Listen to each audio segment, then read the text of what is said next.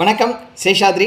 ஒரு big update பிஎஃப்பில் வந்து ஒரு பிக் அப்டேட். ஆமாம், பெரிய அப்டேட் தான் அப்படின்னு சொல்லலாம்.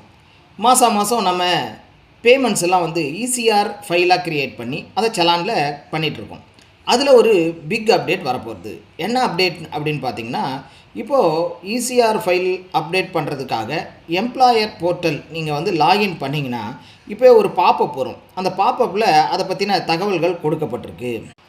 எம்ப்ளாயர் போர்ட்டல் லாகின் பண்ண வரும் செக்ரிகேஷன் ஆஃப் ரிட்டனை வந்து நாங்கள் வந்து பேமெண்ட்டுக்கு ஏற்ற மாதிரி செக்ரிகேட் பண்ணுறோம்.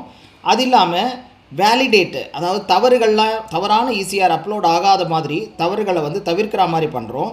அது இல்லாமல் டேமேஜஸ், இப்போ பார்த்தோம்னா நம்ம லேட்டாக பே பண்ணோம் அப்படின்னா டேமேஜஸ்லாம் வந்து அதுக்கு அடுத்த மாதத்தில் வரும். அப்படிலாம் இல்லாமல் உடனே அப்போவே கிடைக்கிற மாதிரி பண்ண போகிறோம்.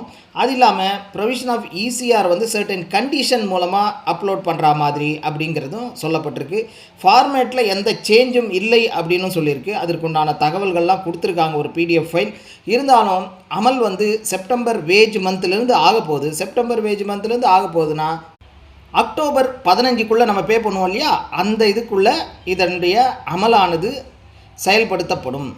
அதை பற்றின மேலும் தகவல்களை டீட்டெயில் வீடியோவாக இந்த சேனலில் கொஞ்ச நாள்லேயே அப்டேட் பண்ணுறேன். காத்திருப்போம்.